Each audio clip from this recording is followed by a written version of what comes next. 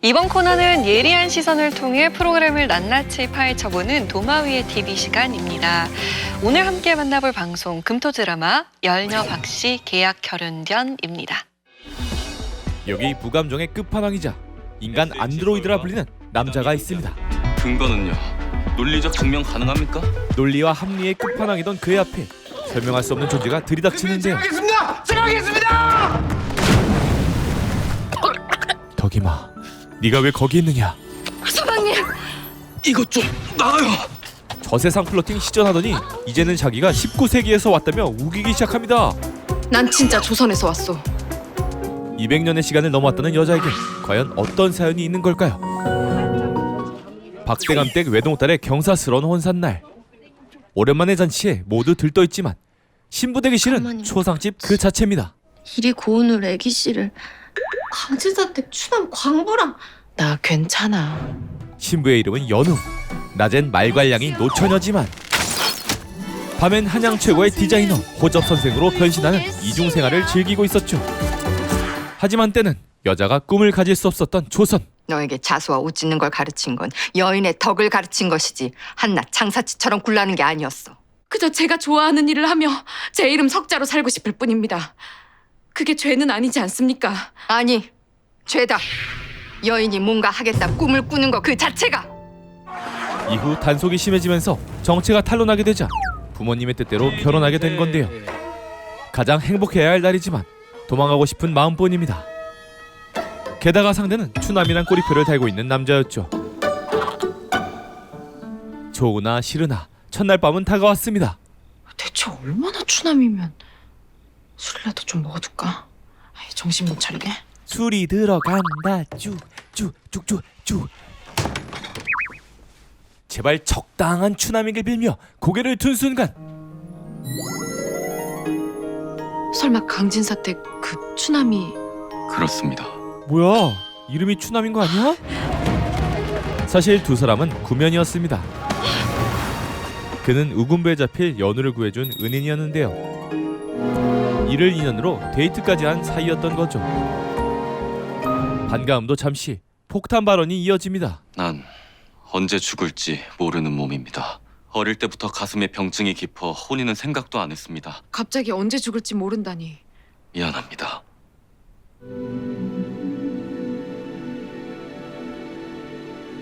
그런데 그때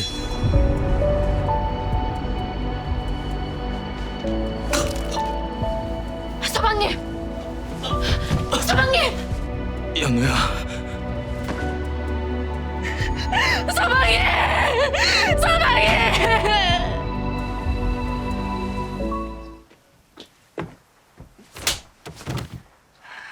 대체 무슨 짓을 했길래 멀쩡하던 아이가 그리 끔찍하게 관계야!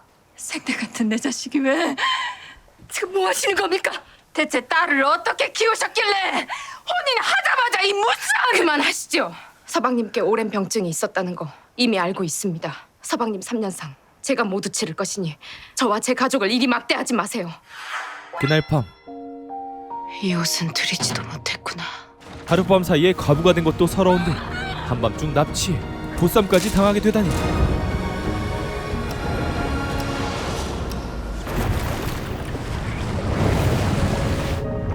꼼짝없이 죽었다고 생각한 순간 귀인이 나타납니다. 왜? 정신이 좀 들어요? 분명 피토하며 죽는 걸 똑똑히 봤는데 그렇다면 이곳은? 내가 삼도천을 건넜다고? 그럼 여기가 저승? 말도 안 돼! 아니야! 거짓말! 미쳤는데 여기가 저승이라고. 머리까지 다친 모양입니다. 서방님은 나를 기억하지도 못해. 집에 가고 싶다고. 집에 가고 싶습니까? 그럼 도와줄게요. 대신 내 신부가 돼줄 수 있습니까? 깜빡이 안 켜고 청혼한 이 남자는 태아. 일벌레로 살며 여자 보기를 돌같이 하던 그의 앞에 난데없는 결혼 압박이 들어옵니다. 말이 안 되는 얘기를 먼저 하신 건 할아버지예요. 결혼 안 하면 수술 안 받겠다고 협박도 하셨죠. 니한테 내 회사 물리주려고 하는 이 할아버지 마음이 모르겠나? 결국 할아버지를 수술시키겠다는 일념으로 가짜 결혼 프로젝트를 추진했지만 신부가 연락이 안 된다고요? 도망간 가짜 신부 대신 운명처럼 나타난 연우가 고맙기만 합니다. 그쪽도 혼란스러운 거 아는데 조금만 참아요. 금방 끝날 겁니다. 그쪽이 아니라 연우입니다. 박연우. 난 강태야예요. 박연우 씨. 오호, 한번 해본 것처럼 꽤 자연스러운데요. 할아버지도 감쪽같이 속은 것 같죠? 완벽한 거짓말을 위해 계속 결혼을 이어나가기로 합의합니다. 딱 한 달간 제 아내 역할을 하면 되는 겁니다. 세부 사항은 간단해요. 한 달 후에 이 계약이 만료되면 무조건 나간다. 걱정 마시오. 그건 나도 바라는 일이니 무조건. 그럼 이제 내 조건을 말하겠소. 내가 집에 돌아갈 수 있게 무조건 돕는다. 잘 부탁합니다.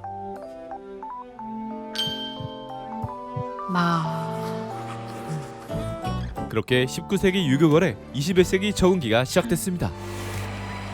매일 배울 것이 쏟아지니 기가 쫙 빨리는 기분입니다. 저리 가! 아니 차라리 조선에서 사서삼경 외우는 게 더 쉬울 것 같은데요? 다가오면 무조건. 대체 왜 이렇게까지 해야 하는 거예요? 지금 부대표님이 민 대표님과 회사를 두고 싸우는 중이라. 한마디로 왕권 다툼 중이라 약점 잡히면 안 된다. 정답. 며칠 뒤 중간고사라도 치르듯 태아의 어머니가 들이닥칩니다. 이 정도도 못합니까? 뭔 짓을 했냐고 묻지 않느냐! 나 태아 엄마야. 제 어머니는 돌아가셨습니다. 그러니까 당장 나가요. 너 언제까지 이럴래? 결혼했으면 철도 좀 들어야지. 그만 나가시죠. 왜 자꾸 닮은 사람들을 만나는 거지? 한편 연우의 정체를 조사하던 태아는 결정적인 자료를 찾게 됩니다.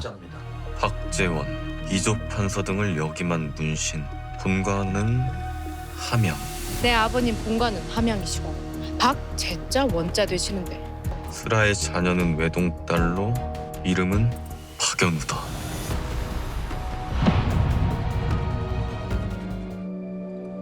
어쩌면 조선에서 왔다는 말이 사실일지도 모르겠네요. 여기서 뭐 하는 거요? 그냥 보고 있었습니다. 조선에서 온 박연우 씨 당신을요.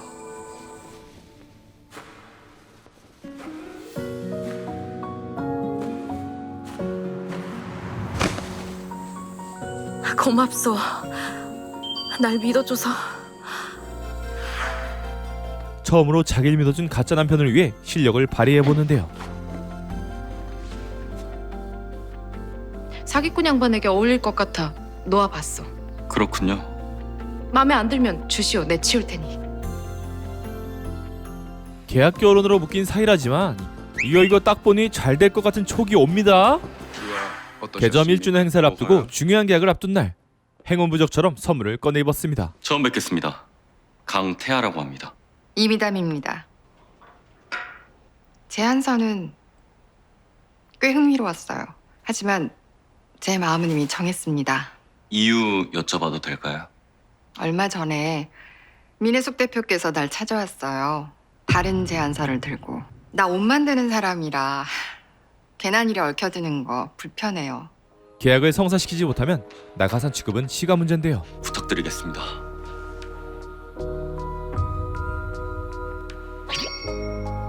한편 계약 실패를 예상한 임원들은 태아를 공격하기 바쁩니다. 미담에서 제안을 거절한 걸로 아는데 아닌가요, 강 부대표? 그런데 그때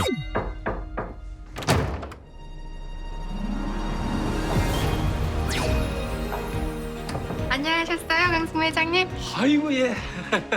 개점 1주년 전시회를 맡아주실 이미담 대표님이십니다. 아이 우리 제안을 거절하셨다고 들었는데 우찬 일로. 그럴까 했는데요. 우리 강 부대표가 아주 근사한 선물을 줬거든요. 회장님, 손주 며느님께 특별한 재주가 있어요.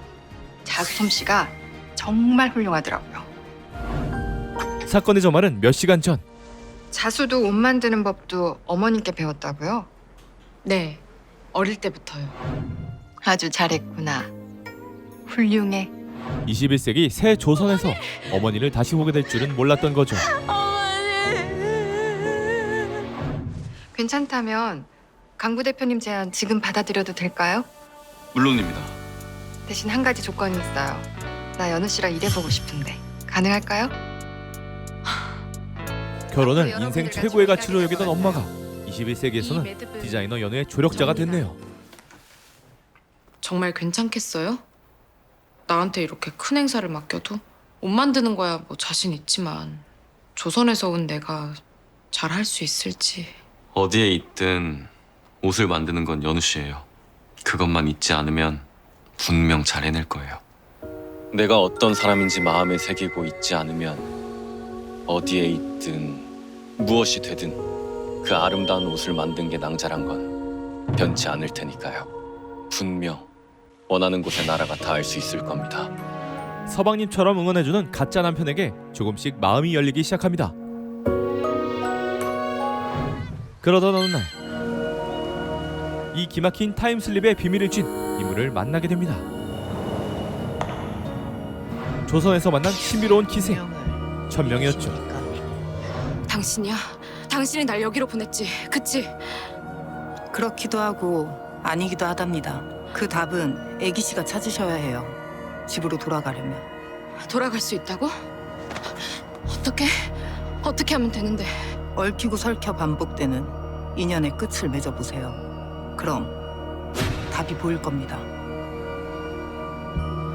그 시각 연우에게는 또 다른 시련이 예고됩니다. 연우란에 포장해서 판 키워봐요. 태아 결혼 자체가 문제 있는 것처럼. 그리고 가짜 남편도 과거의 서방님처럼 심장병이 있다는 걸 알게 되는데요. 곧 반복되는 운명의 실체를 보게 될 거예요. 태하라고 합니다. 난 강태하예요. 과연 두 사람은 반복되는 운명의 비밀을 풀고 인연의 매듭을 지을 수 있을까요? 도마위 TV에서 들여다봅니다. 열녀박씨 계약 결혼전은 조선에서 2023년으로 타임슬립한 여자와 감정 없는 안드로이드 같은 남자가 계약 결혼으로 얽히면서 벌어지는 이야기를 담아내고 있습니다. 동명의 인기 웹소설을 원작으로 하고 있는 만큼 방영 전부터 많은 기대를 모았는데요.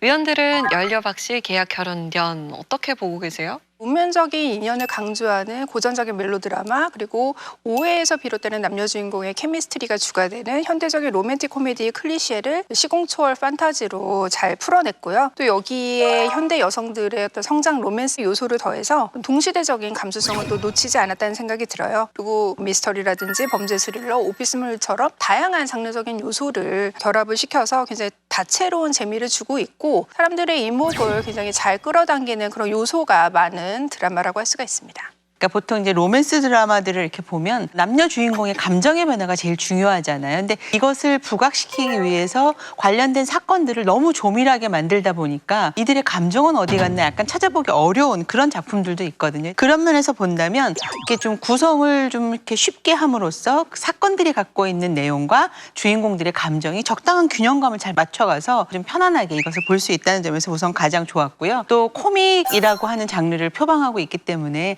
그 유머 코드가 굉장히 중요할 수밖에 없는데 이게 잘못하면은 어색하고 인위적이고 막 이런 느낌을 주는데 여기서는 좀 뭐 대사의 어떤 한 마디라든지 무슨 떡이니?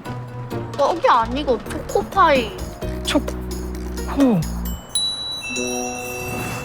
어떤 슬랩스틱 같은 그런 코미디적인 그 몸짓 이런 거 하나로서 그 유머 코드를 살려내 가는 면들이 훨씬 더 자연스러워서 저는 좋긴 했습니다. 무엇보다도 좋게 느껴진 점은 타임슬립이라는 장치가 단순히 로맨스 설정을 위한 것이 아니라 이 연우라는 인물이 펼치지 못한 디자이너로서의 어떤 꿈을 이 타임슬립을 통해서 현대에 와서 이루게 된다는 그 과정이 인상적이었고요. 또 여기서 중요한 요소 중에 하나가 계약 결혼이라고 하는 설정이에요. 과거 연우에게는 이 정략 결혼, 사랑이 없는 결혼이라는 것이 자신의 꿈을 좌절시키는 그런 제약이 되었는데 현대에 와서 다시 태아랑 계약 결혼을 하게 되는데 이 경우에는 오히려 자신의 재능을 펼칠 수 있는 기회가 되는 거죠. 그렇기 때문에 이 결혼이라는 개념이 과거와 현재를 통해서 이렇게 평행적이면서도 한편으로는 대조적인 면모가 있다. 이런 점을 강조한 것이 굉장히 인상적인 작품이라고 할 수가 있겠습니다.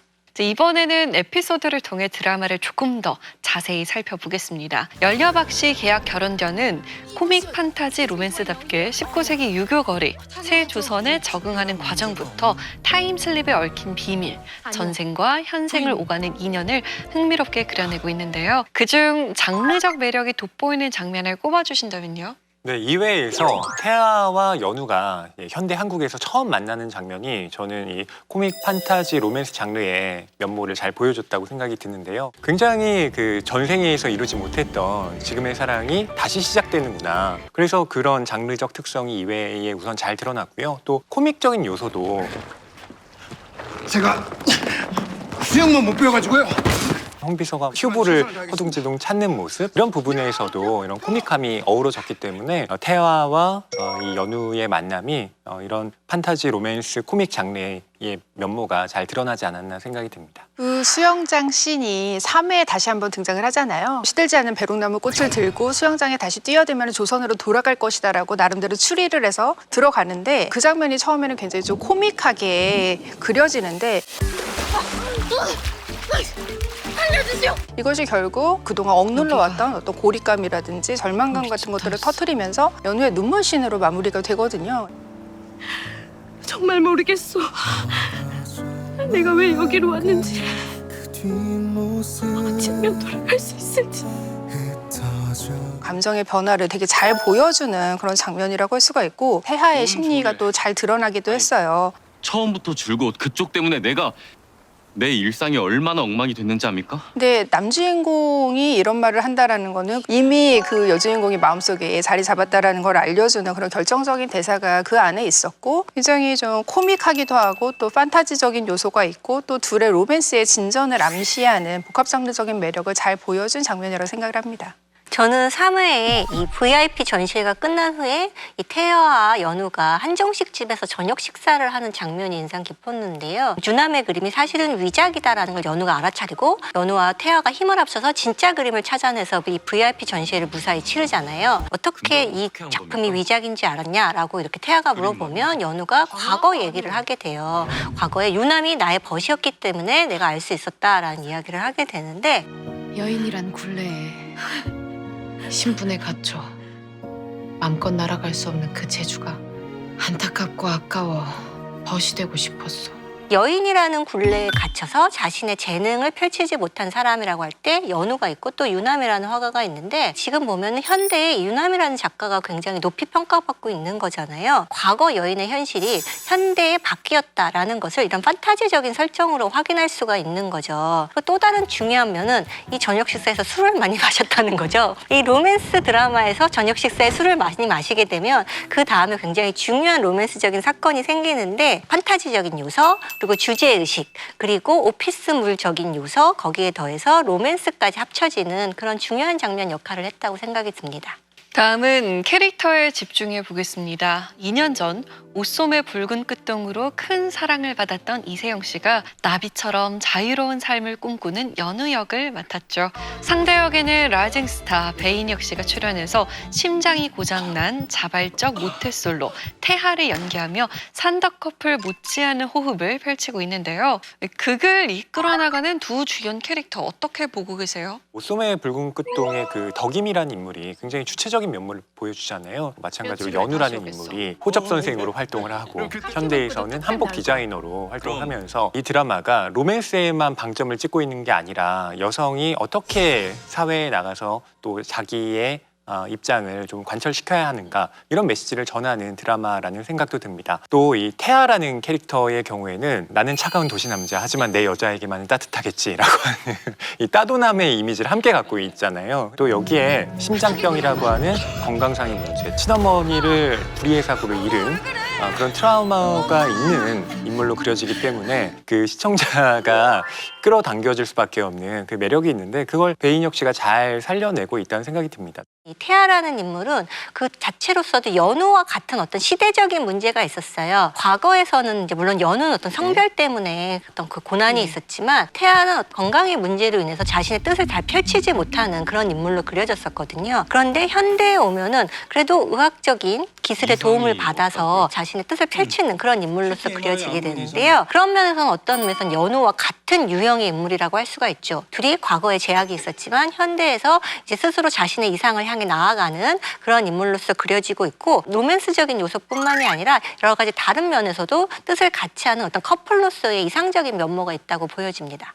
연려박 씨 계약 결혼전에는 두 주인공 외에도 과거와 똑같은 얼굴을 가진 인물이 여럿 등장하죠. 연우의 몸종이자 중마고 4월부터 태하의 계모 민혜숙, 미스터리한 인물 천명까지 극의 활력을 불어넣어주는 조연 캐릭터들 중 인상 깊은 역할이 있다면요? 저는 압도적인 조력자였죠. 4월이 상당히 인상적이었어요. 일단 뭐 성격적으로 본다면 상황 판단력이 굉장히 빠르고 어떤 순간에서든지 그 위기를 극복해낼 수 있는 지혜가 굉장히 있는 인물이에요. 또한 뭐 연우에 대해서 이렇게 하는 모습을 보면 의리 또한 굉장히 그 심지가 굳어서 호접 선생으로 과거에 연우가 활동할 때 그 빈자리를 굉장히 잘 채워주었고 빨래 넣는 장면에서도 보면 때마침 이제 스프링클러가 탁 터지잖아요.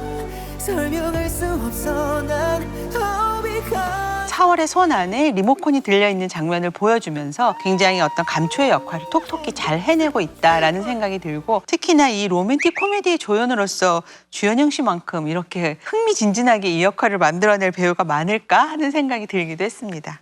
이 드라마가 여성 서사적인 특징이 있는데 그 성격을 보여주는 또 하나의 인물이 민혜숙이라는 빌런 캐릭터라고 생각을 해요. 후계 다툼을 그리는 기업 드라마적인 성격의 작품에서 본인의 친자에게 권력을 물려주려는 인물로서 그려지는 것이 아니라 본인의 욕망으로서 어떤 꿈을 이루기 위해서 태하와 경쟁을 하는 거죠. 그리고 인상적인 거는 이 인물은 결국에는 어떤 인과응보를 지향하는 이 드라마에서 이제 패배할 수밖에 없는 그런 빌런인데 악행은 굉장히 전형적이지만 캐릭터로서 볼 때는 이 드라마의 어떤 여성 서사적인 부분의 한 축을 또 담당하고 있는 인물이 아닌가 싶습니다. 연려박 씨 계약 결혼전 첫 방송 이후 입소문을 타고 꾸준히 상승세를 이어가고 있는데요. 동시간대 쟁쟁한 경쟁작들을 제치고 6회 만에 전국 가구 시청률 9.8%를 돌파하며 1위에 오르기도 했습니다. 마지막으로 완성도 있는 드라마로 마무리되기를 바라는 마음을 담아서 한마디씩 해주신다면요? 일단 연우, 태하 둘 앞의 문제와 시간여행의 미스터리가 잘 맞물리는 것이 관건일 것 같습니다. 과거에 태하의 죽음이 현대의 태하에게 가해지는 어떤 음모와 어떻게 연관이 있는지, 그리고 과거에 연우가 이루지 못했던 디자이너로서의 꿈을 현대에 어떻게 펼칠 것인지, 그러면서 동시에 시간여행의 미스터리와 함께 풀어나가는 이 과정이 아마 중요할 거라는 생각이 들어요. 그리고 이제 물론 로맨스가 핵심이잖아요. 그런데 지금 연우는 한 명이지만 지금 태하는 과거에도 있고 현대에도 있는데, 그러면 연우가 조선으로 돌아갈지 아니면 현대에 남을지 그 선택에 초점을 맞추는 것도 시청자들의 어떤 호기심이 집중되는 그런 부분일 거라는 생각이 듭니다. 아무래도 이 연려박 씨 계약 결혼전의 핵심은 인연이잖아요. 수많은 사람들이 얽히고 설킨 이 인연들을 어떻게 풀어낼지가 관건인데, 저는 특히나 이 연우와 태하가 분명히 맺지 못한 사랑을 완성시키면서 그 사랑의 아름다움도 남기겠지만 이 두 사람이 주체적인 존재로서 성장해가는 그 이야기를 입체적으로 그려갔을 때 이 이야기가 좀 더 완성도 있게 끝날 수 있을 거라는 생각이 들어요. 또 꼭 잊지 말아야 될 거는 이게 코믹 판타지 로맨스잖아요. 애틋하면서 코믹하고 설레이게 그 단짠 서사를 잘 마무리한다면 이 드라마 또한 시청자와 좋은 인연으로 남지 않을까 싶습니다. 이 드라마가 각 로맨스 장르의 성공 공식을 굉장히 영리하게 잘 결합을 한 기획 드라마라는 생각이 들어요. 그것은 한편으로는 지금까지는 그런 클리셰들을 굉장히 잘 변주를 했기 때문에 어떻게 보면 인기를 얻은 드라마라고 할 수가 있는데, 이것이 어느 순간 앞으로의 전기에서도 계속 1월이라는 보장은 없거든요. 태하와 태민의 그 이복 형제 간의 연적 설정이라든지, 태하를 짝사랑해서 연우에게 직장 내 괴롭힘을 행사하는 또 유하나라는 인물 같은 경우에는 좀 진부한 클리셰거든요. 그런 상황들의 어떤 위험성을 좀 피하고 이 드라마의 결과적으로 로맨스의 완성도를 좌우하는 것은 남녀 주인공의 감정선이기 때문에 어떤 사건을 연이어서 만들어내는 것보다 주인공의 감정선에 조금 공을 들이는 것이 좋지 않을까 합니다. 12부작으로 꾸려진 연려박 씨 계약 결혼전, 과연 연우와 태하는 타임슬립의 비밀을 파헤치고 시대를 초월한 사랑을 이뤄낼 수 있을지 마지막까지 응원하는 마음으로 지켜보도록 하겠습니다.